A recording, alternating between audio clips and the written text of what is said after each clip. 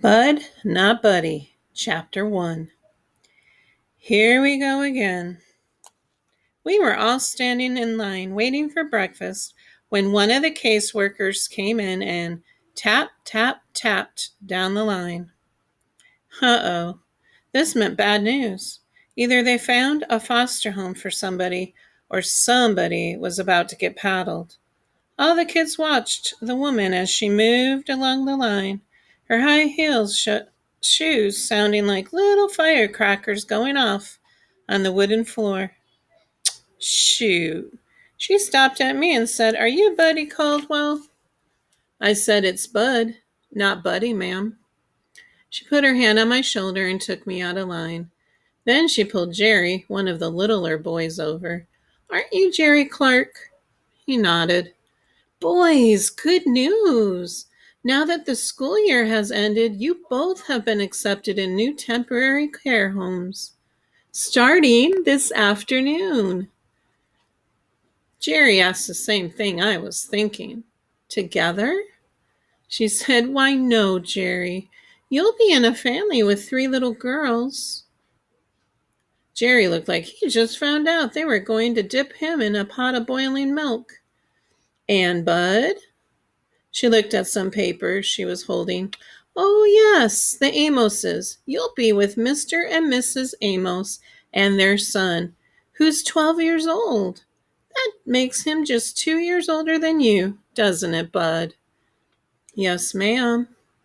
She said, "I'm sure you both will be very happy." Me and Jerry looked at each other.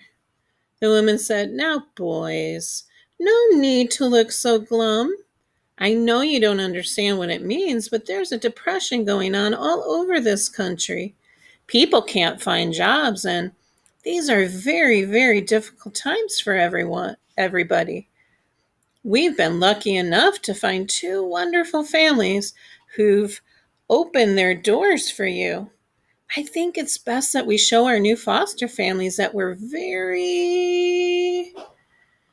She dragged out the word "very," waiting for us to finish her sentence for her. Jerry said, "Cheerful, helpful, and grateful." I moved my lips and mumbled. She smiled and said, "Unfortunately, you won't have time for breakfast. I'll have a couple of pieces of fruit put in a bag. In the meantime, go to the sleep room and strip your beds and gather all of your things." Here we go again. I felt like I was walking in my sleep as I followed Jerry back to the room where all the boys' beds were jam together. This was the 3rd foster home I was going to, and I'm used to packing up and leaving, but it still surprises me that there are always a few seconds right before they tell you you've got to go, when my nose gets all runny and my throat gets all choky and my eyes get all stingy. But the tears coming out doesn't happen to me anymore. I don't know when it first happened, but it seems like my eyes don't cry no more. Jerry sat on his bed, and I could tell that he was losing the fight not to cry. Tears were popping out of his eyes and slipping down his cheeks. I sat down next to him and said, "I know being in a house with 3 girls sounds terrible, Jerry, but it's a lot better than being with a boy who's a couple of years older than you. I'm the one who's going to have problems. An older boy is going to want to fight, but those 3 little girls are going to treat you real good. They're going to treat you like you're some kind of special pet or something." Jerry said, "You really think so?" I said, "I would trade you in a minute. The worst that's going to happen to you is that they're going to make you play house a lot. They'll probably make you be the baby, and we'll hug you and do this kind of junk to you." I tickled Jerry under his chin and said, "Gaga goo goo, baby waby." Jerry couldn't help but smile. I said, "You're going to be great." Jerry looked like he wasn't so scared anymore, so I went over to my bed and started getting ready. Even though it was me who was in a lot of trouble, I couldn't help but feel sorry for Jerry. Not only because he was going to have to live around three girls, but also because being 6 is a real rough age to be at. Most folks think you start to be a real adult when you're 15 or 16 years old, but that's not true. It really starts when you're around 6. It's at age 6 that grown folks don't think you're a cute little kid anymore. They talk to you and expect that you understand everything they mean. And you best understand too if you aren't looking for some real trouble, 'cause it's around 6 that grown folks stop giving you little swats and taps and jump clean up to giving you slugs that'll knock you right down and have you seeing stars in the middle of the day. The first foster home I was at taught me that real quick. 6 is a bad time too, because that's when some real scary things start to happen to your body. It's around then that your teeth start coming loose in your mouth.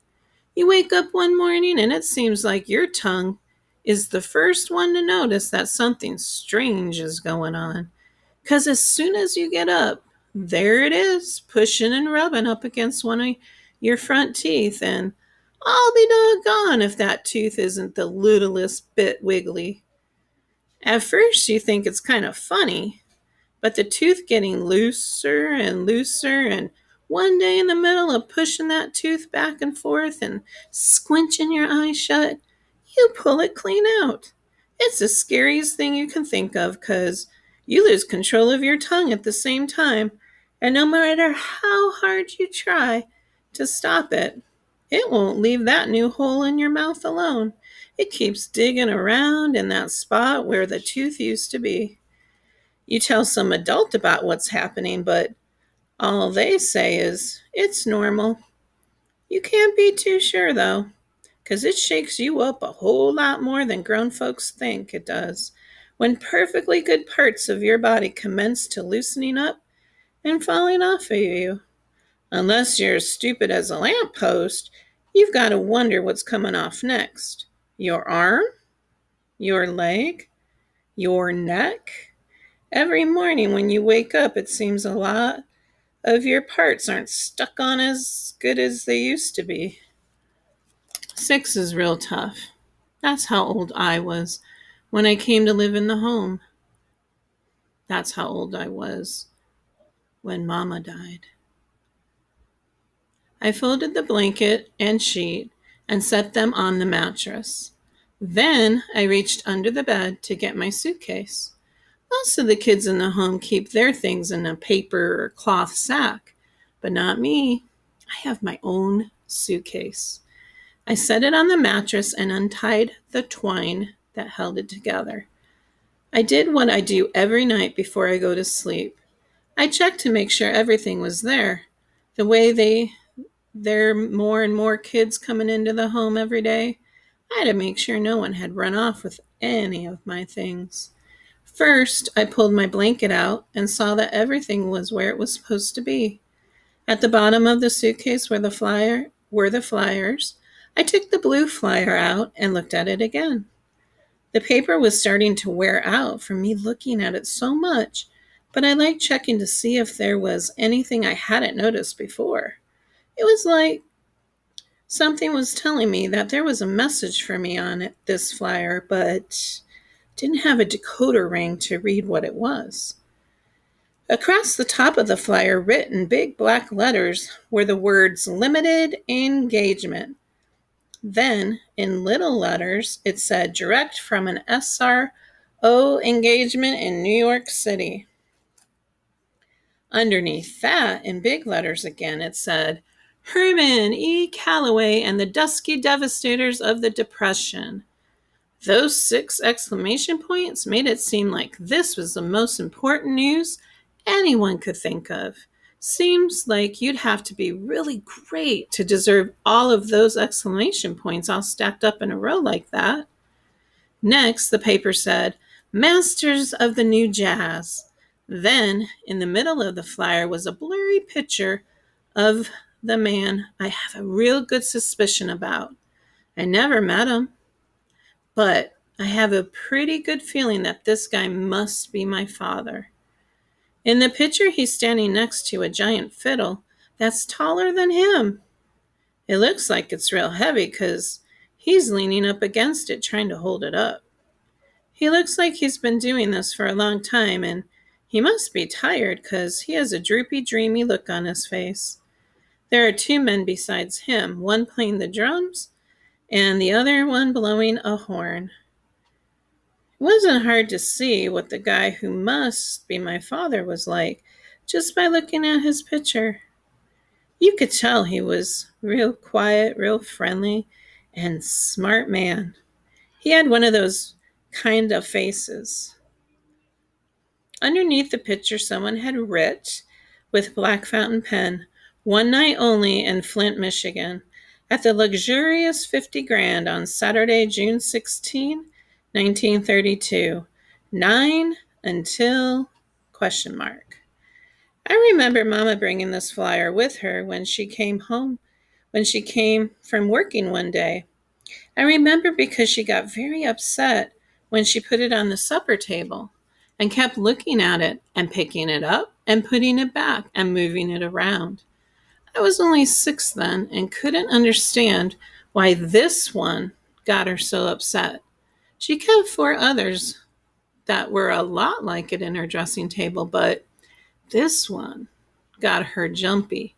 The only difference I could see between the blue one and the others was that the others didn't say anything about Flint on them. I remember this blue one too because it wasn't too long after she brought it home that I knocked on Mama's bedroom door, then found her. I put the blue flyer back in the suitcase with the 4 older ones and put everything back in its place. I went over to the big chest of drawers and took my other set of clothes out and put them in the suitcase too. I tied the twine back around my bag, then went and sat on Jerry's bed with him. Jerry must have been thinking just as hard as I was, 'cause neither one of us said nothing. We just sat close enough so that our shoulders were touching. "Here we go again,"